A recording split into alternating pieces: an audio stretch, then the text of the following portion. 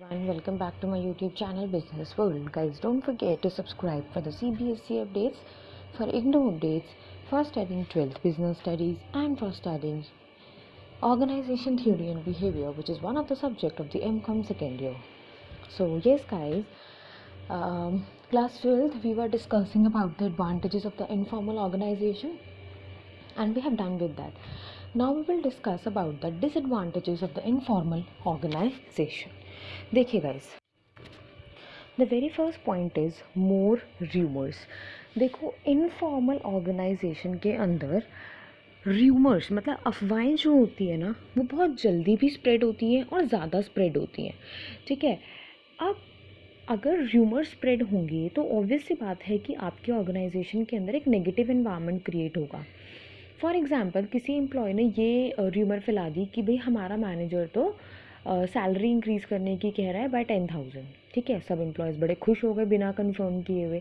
तो अल्टीमेटली ये अफवाह फैली. अब मान लो आप लोगों का पूरा मंथ कंप्लीट हो गया. ठीक है, अब आप लोगों को सैलरी पे करने का टाइम आया तो भी किसी तरह का कोई डिक्लेरेशन नहीं आया कि भी हाँ मैं सैलरी इंक्रीज़ कर रहा हूँ. तो अल्टीमेटली होगा क्या कि जो एम्प्लॉयज़ होंगे वो कहीं ना कहीं अपसेट होंगे और एक रेजिस्टेंस वो शो करेंगे कि भाई मैनेजर ने तो बोला था और फिर सैलरी इंक्रीज़ नहीं करी बोलने के बाद.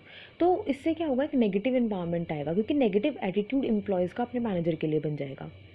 Secondly guys, less focus on the organization objective. देखो, ऑर्गेनाइजेशन ऑब्जेक्टिव के ऊपर कम फोकस होता है इनफॉर्मल ऑर्गेनाइजेशन में. रीज़न, जो एम्प्लॉयज़ होते हैं उनका मेन फोकस है कि भाई हम अपने ऑब्जेक्टिव्स को अचीव कर लें बस. ठीक है. थर्ड हमारे पास आता है guys difficulty in fixing the accountability. देखो, इनफॉर्मल ऑर्गेनाइजेशन में अगर मान लीजिए आपके ऑर्गेनाइजेशन के ऑब्जेक्टिव्स नहीं अचीव भी हो पाते हैं तो आप किसी को अकाउंटेबल नहीं कर सकते कि भाई यू आर रिस्पॉन्सिबल और आपकी वजह से नहीं मेरे गोल्स अचीव हो पाए. तो इसीलिए जो इनफॉर्मल ऑर्गेनाइजेशन है वहाँ पर अकाउंटेबिलिटी को फिक्सअप करना भी बड़ा मुश्किल होता है. फोर्थ हमारे पास आता है guys no systematic working in the organization. Actually में गाइज होता क्या है कि जो इनफॉर्मल ऑर्गेनाइजेशन होती है ना, उसके अंदर किसी तरीके का कोई स्ट्रक्चर वे नहीं होता काम को करने का. तो अल्टीमेटली जब कोई स्ट्रक्चर ही नहीं है, कोई सीक्वेंस आपको नहीं पता कि कैसे क्या फॉलो करना है, तो अल्टीमेटली होगा क्या कि ऑर्गेनाइजेशन के अंदर जो भी काम होगा वो बड़ा अनसिस्टमैटिकली होगा. राइट.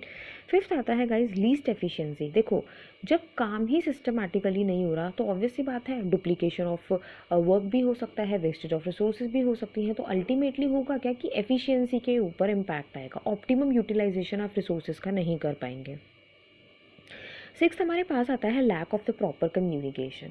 देखो गाइस, इनफॉर्मल ऑर्गेनाइजेशन के अंदर क्योंकि हम लोग स्केलर चेन को नहीं फॉलो करते तो ऐसी सिचुएशन में एक चांस है कि कोई इंपॉर्टेंट इन्फॉर्मेशन जो है वो एक पर्टिकुलर या एम्प्लॉय तक या पर्टिकुलर ग्रुप ऑफ एम्प्लॉयज़ तक वो ना पहुँचे. तो अल्टीमेटली ऑब्वियस सी बात है कि कोई इंपॉर्टेंट इन्फॉर्मेशन जब आपके एक पर्टिकुलर एम्प्लॉय या पर्टिकुलर ग्रुप ऑफ एम्प्लॉय तक नहीं जाएगी तो वो क्या है, एक तरीके से मिसकम्युनिकेशन है आपकी ऑर्गेनाइजेशन के अंदर. मीन्स इनफॉर्मल ऑर्गेनाइजेशन के अंदर जो कम्युनिकेशन होता है वो भी प्रॉपर वे के अंदर नहीं होता है. सेवन्थ अगर मैं बात करूँ गाइस तो नेगेटिव रिजल्ट्स. नेगेटिव रिजल्ट्स में क्या आता है, देखो आपने इनफॉर्मल ऑर्गेनाइजेशन के अंदर जो एम्प्लॉयज़ होते हैं उनको ज़्यादा ऑटोनॉमी दी जाती है. तो अल्टीमेटली इसका एक नेगेटिव इम्पैक्ट ये हो सकता है कि आपकी जो पॉलिसीज़ आपने बनाई हैं या प्लान्स जो बनाई हैं उसके अगेंस्ट में आपका एम्प्लॉय जो है वो अपोज करे. और अगर ऐसा होगा तो ऑब्वियसली बात है कि वो नेगेटिव रिजल्ट है आपकी ऑर्गेनाइजेशन के लिए. एट्थ हमारे पास आता है guys organization goal a secondary preference. देखो, अब आप कहोगे कि सेकंड पॉइंट भी यही हो गया, एट्थ पॉइंट भी यही हो गया. नो गाइस, सेकंड पॉइंट में हमने ये बोला कि एम्प्लॉयज़ का फोकस ऑर्गेनाइजेशन ऑब्जेक्टिव्स के ऊपर कम बल्कि अपने ऑब्जेक्टिव के ऊपर ज़्यादा होता है, इंडिविजुअल इंटरेस्ट के ऊपर ज़्यादा होता है. एट्थ पॉइंट में हम ये बात करेंगे गाइस कि क्योंकि ऑर्गेनाइजेशन गोल एक सेकेंडरी प्रेफरेंस है एम्प्लॉयज़ की, तो ऑब्वियस सी बात है कि वो इफ़ेक्टिवनेस को भी इंश्योर नहीं करता है. इफ़ेक्टिवनेस क्या होता है, timely completion of the task. अब एक बात बताओ, आपको ऑर्गेनाइजेशन का ऑब्जेक्टिव लगता ही सेकेंडरी है, आपको यह हो गया अचीव तो ठीक है, नहीं हो गया तो ठीक है, तो आप भी मोटिवेटेड फील नहीं करोगे ना उस काम को करने के लिए. और सेम होता है इनफॉर्मल ऑर्गेनाइजेशन के अंदर. एम्प्लॉयज़ जो होते हैं उनका एक नेगेटिव एटीट्यूड होता है क्योंकि उनके लिए तो सोल प्रेफरेंस क्या है कि अपना ऑब्जेक्टिव. तो जब वो ऑर्गेनाइजेशन के ऑब्जेक्टिव को प्रेफर ही नहीं कर रहे हैं तो मे और मे नॉट बी, ठीक है, आपका ऑब्जेक्टिव अचीव हो भी और ना भी हो. सो होपफुली गाइज आपको ये क्लियर हो गया होगा, आपको 8 पॉइंट से क्लियर होंगे गाइज. मैंने 2-3 बुक्स देखी हैं एंड किसी भी बुक के अंदर आपको 8 पॉइंट्स प्रोवाइड नहीं किए गए हैं, max to max 3 to 4 points हैं।